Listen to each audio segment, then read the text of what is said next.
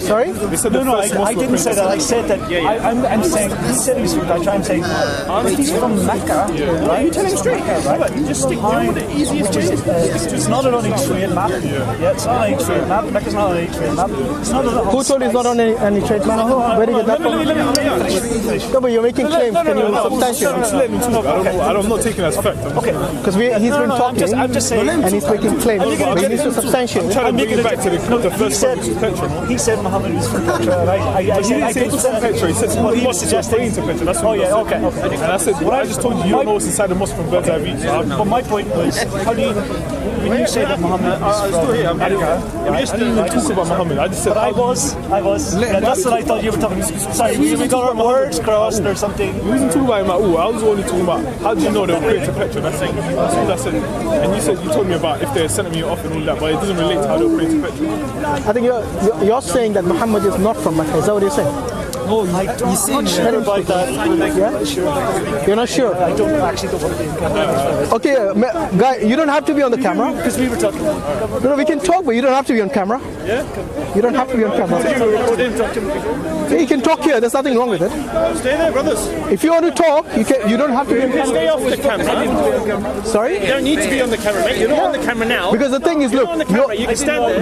when you make claims, you need to substantiate them. We were having You can have a discussion. Why not? You can have a discussion with him here. No, it's fine. If the gentleman doesn't want to be involved in a conversation, that's fine. That's what I'm just about. Are you worried about If you something? don't want to be on the camera, you don't have to be. If you're worried about the camera, they won't record you. It's facing them. So what else are you worried If you about? don't want to be on the camera, you won't be recorded. It's fine. What else are you worried about? But You won't be recorded. We told you that. I actually was talking to him. You can talk to him still, no I problem. wasn't talking to him. But you can still talk to him. That's nothing wrong in that. No, we didn't. Speaker's corner, right? With his camera. Speaker's corner. You know that. Look. I know there are many Christians who make this claim, bold claims, about how can a goat herder be a successful military leader. Yes. Can I ask you, if a carpenter like Jesus can be a successful God? Yes. Well, he's successful, is he not? To the Christians, he's a successful God. So a carpenter can become a God, but a goat herder cannot become a successful leader of an army. You know what I mean? That was funny, Ashim. I agree with you. It was funny, but the thing is that if that is a logic you can work with, I think the other logic is much easier to comprehend. I quote you on that one, Ashim. No, you didn't. Was he not a carpenter? Was Jesus by trade? Was he not a carpenter? His father was. Okay. And the Christians, do they not consider him as God? Yeah, but So what did I lie then? I don't think I was laughing. it's not a human person, Hashim. It's not the blood and flesh that we consider God. All right, no problem. Okay, that's fine. His deity is it's something else. It's a superior. It's like, How is he superior? as a Christian, we believe Jesus was incarnate. We don't seek Jesus at the birth of Mary. That's what we believe as a Christian. So when you say incarnate, Incarnate, it's a spirit. It was an existing being as a God who became a man. So the incarnation. So he took on flesh. So he entered into the procedure God has established where he will come through the seed of the woman. That's what. does God change in nature? Don't go to changing. Why not? This is Does God change in nature? No. Don't go to change. Why not? Don't ask Because me he did God change. He did change, did he not? God is outside the creation. Outside creation. I thought Jesus was in the creation. He was inside the womb of Mary. Can I explain to you now? That's what I'm saying. He entered the creation, but God lives outside the creation. Okay, my question is very simple. Let me answer you. You haven't even asked the question yet. You didn't let me ask the question. I'm clarifying because the perception. At least let me ask the question and then clarify.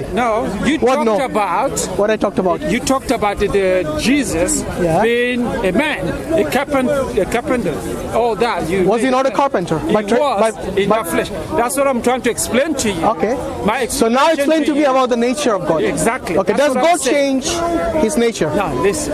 Does he or not? Listen. No, answer the question. Okay, very simple question. Okay, let me answer. Does God change his nature? No. He does not? No. Okay. No. Hear me. Bear with me. I don't want you to, bring confusion. What I want to I'm trying to clarify the confusion. Let me want to explain to you. Okay, go on. First of all, the God of creation, who is the God of Abraham, Isaac, and Jacob, is God who entered creation. Many times He entered the creation. That wasn't my question. When you talk about God, is God does God change?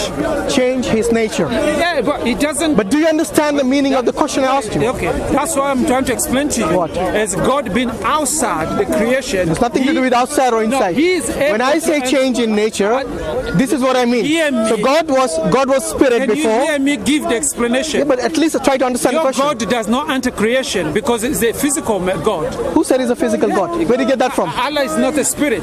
So who told you that? Allah is not a spirit. Look, for you to define Allah is spirit or not spirit, who told you that? Let me explain now. Don't try to invent what Allah is. Okay? We know. Just ask if you know all about it. Okay. Tell me what you know about Allah. Let's go back. Let's see. Now let's go back to the real. The question you haven't answered yet is, does God change His nature? That's what I You want to said no. explain Is that to right? you. You said no. No. Did you say yes or no? Are you evading the question? No. So answer the question. It's very simple. I gave you I chance. can't give you straight It's a very simple question. No, I can't. Okay, ask me the question. I can't answer. Does I God can't change His answer. nature? I have to explain to you for you to understand. Let me ask you a question. Does God change His nature? He doesn't change His nature. Hashim. See how quickly that was? I'm asking you. Time to explain. How much time do you need? I am a Christian. We have a certain belief. You are a Muslim. You have a certain belief, and no one can change you that perception of your belief. So let me explain what we believe. Then you may understand. Okay, so explain to me about the nature of God. Go on. Explain to me the nature of God. I say first. As per your belief. I say God is outside creation, but God entered the creation, and many times He entered the creation. That's why we have when He entered the creation, when He came before the tent of Abraham, God spoke to Abraham, and we talked with Abraham. In that time when He entered creation, He was a physical person. God was a physical person. He was physical. He's a human. And Abraham. What shape did He come in? What shape did He come in? When I say physical, you are a physical person. Don't bring any Well, I have a form, isn't it? I'm a physical person. That's what I'm What form did God come in to Abraham if He came as physical? He was a human being. Oh, He came as a human being. What we know, Abraham saw them and set water before them to wash their feet, and He set food before them, and God ate the food of Abraham. Okay. And that's you've answered my question. Thank you. That's what I'm saying. So God of you know what you have just done. Sorry. So listen to me. And then you keep going on and on. You need to have a break between points so we can actually analyze what you're saying. I'm gonna give but if you keep going on, I'm not if you're going to give me a whole story which has got no head and no tail, then we just go around in circles. So look. I'll give you time. No. But I need to know how long you're going to take. How long do you want? How long do you want? I'm going to make a point, and then okay. How long do you need? I'm almost finished. Okay, good. Almost finished. So what I'm saying to you, when you're talking about the change, does God change nature? I'm saying to you, God live outside the creation, but God enter creation when He chooses. So He enter creation many times, and evidence is there in Old Testament. In Old Testament. So what I'm saying to you, when God says He will enter creation through the birth of the son of a child, we will be born of the human of the woman, and what He said from the beginning, He fulfill it. That's why we don't see Jesus as a being born from Mary, but He entered creation in that way for the only one purpose, to redeem mankind. Are you done? The downfall. Yes. Are you done? Yes, okay. So basically the question was very simple. Does God change His nature? The nature of God, no one knows the nature of God. Hold on. No human being Hold on. You just told me He became a human. God, all we know, Jesus said God is a spirit. Did He not say He became a human? God, yes. Exactly. So that is the nature of God, right? No, when He became a human, that was His nature. It is His ability to enter His own creation. No. He created. When have you got a human nature? I'm a human nature. Okay. Did Jesus have a human nature? Yes, when he was incarnated. Okay. Before He incarnated, did He have a human nature? No, He didn't. Good. So He became from a non-human to a human. Yes. So that's a change in nature. Thank you. He enters. It's just that He has the ability to enter because He Have you not realized? That's what I'm saying. When you are not a human. No, I'm saying he has the power. No. You completely misunderstood what I'm asking you. When he was non-human, yes, and then after incarnation he became a human, you changed nature from non-human to human. Do you not realize that? So your God has changed nature. I give it to you. It's not about giving it to me. All I'm saying, it's contradictory to your Bible, which says God doesn't change nature. It doesn't contradict. It's the ability, the power he has, who he created is. So let me ask you this. I think you misunderstood the meaning of nature. Okay, let me ask you this. Is your nature as a human, does it have certain limitations? Man is limited, yes. Okay, when Jesus became a human, does he have limitations? He became constrained within that human form. Which is called a limit. But it's not a limit because... Why not? Because, no, the reason why, he came within the purpose of his... he was within the purpose of his... I didn't ask you about the purpose. I asked you about his limitation. I'm saying, the one you're trying to represent as a limit is not such a limit because it was a purpose. So Jesus could live without eating? Within the human form, no, you can't live. So it's a limitation. If you want to put it. What do you mean if you want to put it? Do you not understand simple English? No. I'm sorry to say this, but if I'm telling you very clearly that as a human, once he became a human, he has limitations now. What I'm saying, yes, because he was incarnate, he became a human like you and me. So he changed his nature from a limitless God to a limited human. You see, do you not realize the change in nature? What I'm saying to you, what I'm trying to assert is what you're trying to portray as a limitation. It's an ability to do. A limitation is not an ability. A limitation is inability, not an ability. I think I know. A limitation is inability. I know your mind behind this. You know my mind. Yes, behind it. So do you know God's mind? Because do you know God's mind? Because Jesus, when he was a limited man, he said, "By myself." Not a limited. Okay, so explain. Wait. Explain to me when Jesus said, "By myself I can do nothing." Gone. Which is if he wasn't limited. John 5:30, when he said, "By myself I can do nothing," explain that to me. What he said, he could not do outside the will of his Father. So he could not do things of his own. So he's dependent. Unless within the will of the Father, which he... So is he dependent on the Father? Come and save mankind. That's what he was asserting. Is he dependent on the Father? Of course, the Father and the Son are one. No. So is the Son dependent on the Father? They are one. If they are one, then why is he saying I can do nothing by myself? Why is saying, you see, the Father never made that statement, but the Son did. Yes, he made so that means the Father is not limited, but the Son is limited. Jesus always said, I don't do my will. I do the will of my Father. Exactly. Which is mean, the will of the Father is to redeem mankind. So he came to fulfill that will of the Father, that mankind can be reconciled with the Father. So you have done two things there. You have done two things. I don't know if you have realized this. One, he's not independent like the Father is. Two, he submits to the Father like a servant submits to a master. Yes. Do you agree? Yes. Does God have limits? But that's what I'm coming from. The one you're thing not coming from there. You're going opposite of what God is. The one thing you don't understand, Ashib, is the purpose of something. When that something has a purpose, that purpose has to be fulfilled within God. When he said, are we talking about the purpose? No, sir. Or we are talking about the nature? No, I'm talking about the purpose. No, but that wasn't my question. You see, Jesus... You see, this is every time they do this. When we ask a question, imagine I ask you a question, what is your name? And you tell me I live in London. Instead of answering the question which I asked him about the nature, I never asked you about the purpose. Look, if you ask me about the purpose, yes, then you explain to me the purpose. But the thing is, I'm asking you about the nature of God. The nature of God, according to you, he was non... Wait. From what you said, and you agreed this, he, from a non-human God, you said your God incarnated and became a human. Yes. So you were before without any limits, without any dependency.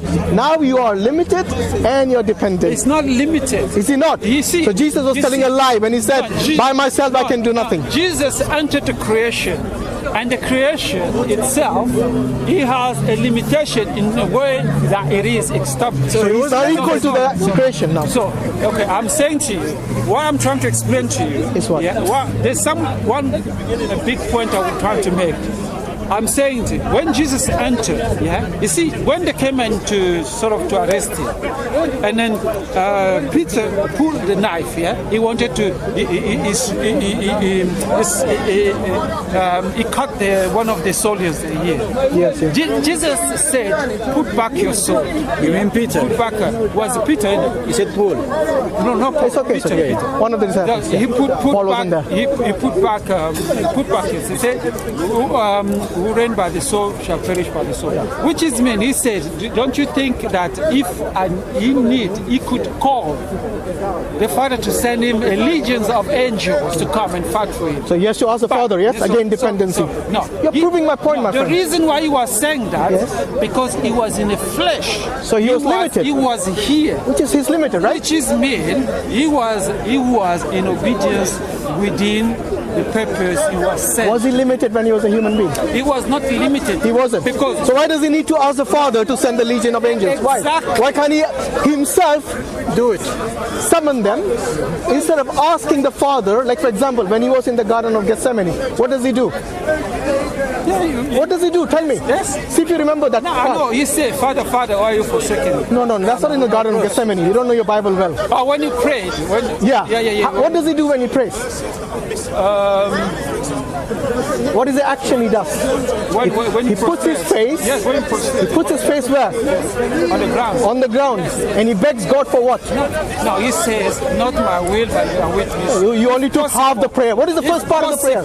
I like it when the Christians completely Jesus said, ignore the first part of sorry, the prayer. He said, "If possible, Yeah. Father, remove this cup, but not my will, but your will." Okay, and what was the will to do what? The will was to do what? He may die. To be saved from the cross. He said, To be saved from the crucifixion, right? He said, "Not my will." Yeah, I know, but the will to do what? He said, no, Jesus was making clear. Stop me. Jesus was making clear. If possible, take away this cup from me, but not my will. But Yeah, thy I know. will be done. Not his will to do what? Yes. To take the cup away. Now let me ask you this. Why is Jesus, if he's not limited, why is he praying to God? Because they are unity. They're one. He doesn't need to pray. Does God need to pray? Yes. God needs to pray. You see, when we say prayer is a conversation. To the Christian, prayer is a conversation. And we believe when we pray with God, we have that communication with the Holy Spirit who is speaking out. When you say prayer is a No, conversation, sorry, prayer is a conversation with the Christians. no. When you say prayer is a conversation, let me ask you this. If you are able to do something by yourself, yes, do you normally ask people to do it? You see, no. Did you understand the question? If you are able to do something by your own, Let me explain. no, you need to understand the question very well. In order for it to be answered correctly. In order for you, if you have the ability, say for example, you have the ability to stand up when you're sitting. Yes? Do you normally ask other people to help you up? That's a human. Well, Jesus was a human. No. That's a human. What do you say? Sphere. You know. No. I'm trying to make you understand the difference between a prayer. We have the ability. I want you to understand the difference between a prayer, which is you asking God for something you cannot achieve by yourself. Yes? Do you agree that the will of the Father is not the same as the will of the Son? No, Jesus said, even he said, "Why am I in trouble? For this reason I was born." No, don't. He was for this reason. Every time I ask you a question, you go somewhere. Is the will of the Father the same as the will of the Son? It's something people will be judged about how difficult it was. You're doing it again. No. You're not answering the question I'm asking you. I'm answering the question. Okay, what is my question? Let me answer the question. No, what is my question? Let's see if you even listen to it. What is my question? Your point you try to assert is if he was able. What is my question? He did not have. See, you were not listening. Who says that? He did not have to ask, to his father. He could have done it by himself. That's your question. No. You did not. You see, that is the problem. He has to ask. You were not listening. Once again, you are thinking of how to respond or ask the next question. It's the same. It's coming to. Listen to the question this time, and please answer it. The Father and the Son, do they have the same will, or do they have their own will, which is different from each other? It's the same will. It is the same. So if the will is the same, why does Jesus have to say, let it be your will, not mine? Because listen, if the will was same, yes, he would have said, what is your will and my will is the same. Now wait, I haven't finished asking the question. You're doing it again. Instead of listening to the question, you want to rush to the next question to ask me. Please, God has given us 2 years for a reason. So we listen carefully before we respond. Okay? Jesus, you're saying they have the same will. By the way, this goes against the church's teaching. I don't know if you follow the church doctrines, but this goes against the teachings of the church, who clearly specify that the will of the Father and the will of the Son, they both have their own will, and they do not share a will. They have their own will, which is the reason the Father is not the Son and the Son is not the Father. If they have the same will, why does Jesus say, your will, not mine? You see, let me answer. All I'm saying to you, for this reason, are you going to answer that question? Yes. Are you going to answer that question about the will being different? Yes, for this reason I was born. There was no other reason Jesus was born for than to come into the world and to proclaim the kingdom of heaven and suffer for it.